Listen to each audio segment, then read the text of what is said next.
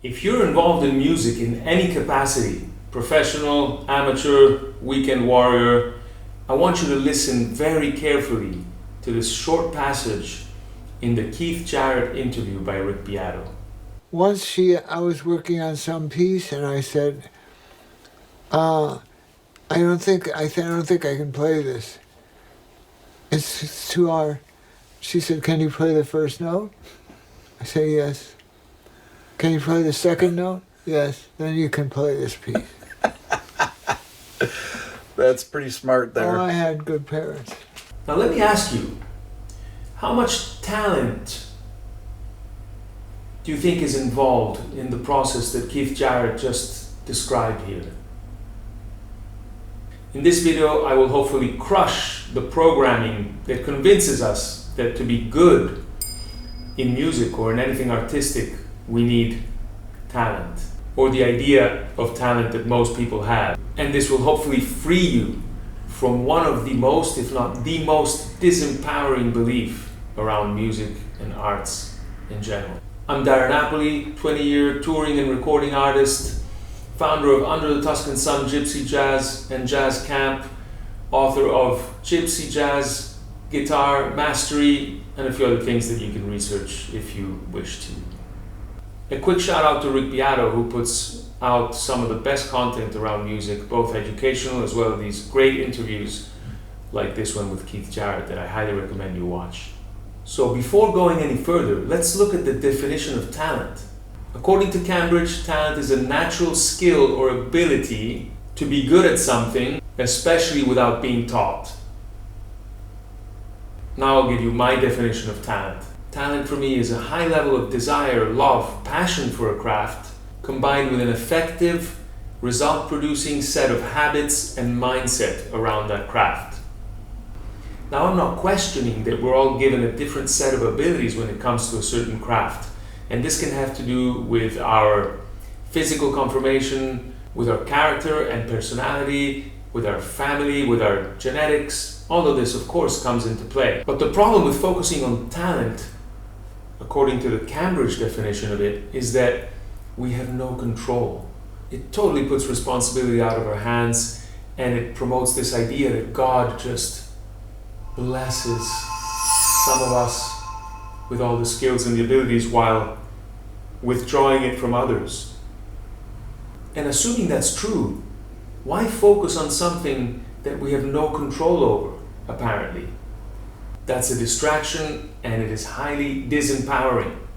One thing I can assure you, and that is true for everyone, is that your talent and your access to it lie on the other side of a process, lie on the other side of work.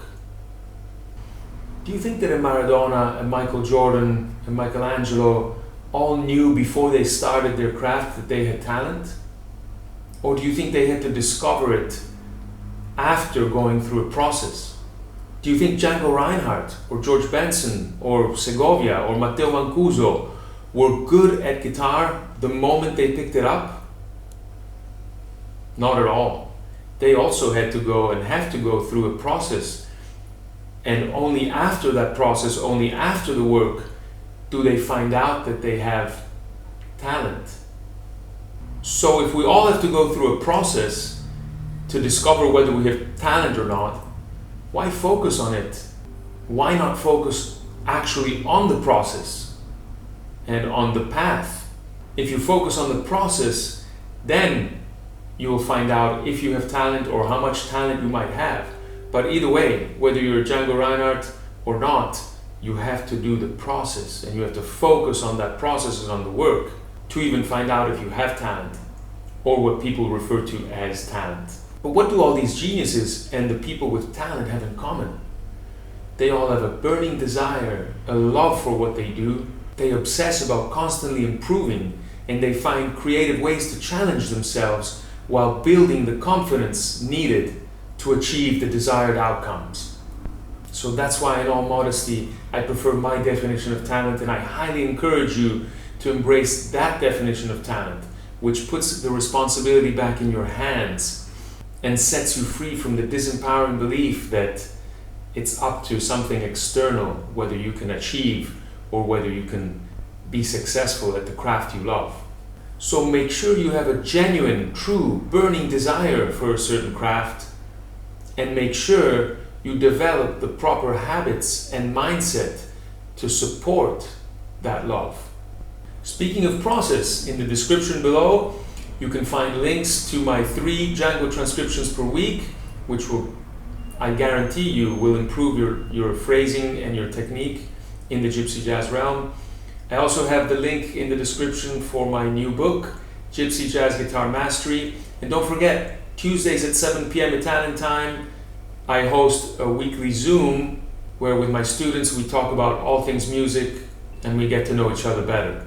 So I hope this video helps you and motivates you and frees you from the ultimate disempowering belief that we're all slaves to how much talent we have, and gives you some hope and motivation to continue on your musical path and to believe in yourself and to be aware of your habits and of your mindset.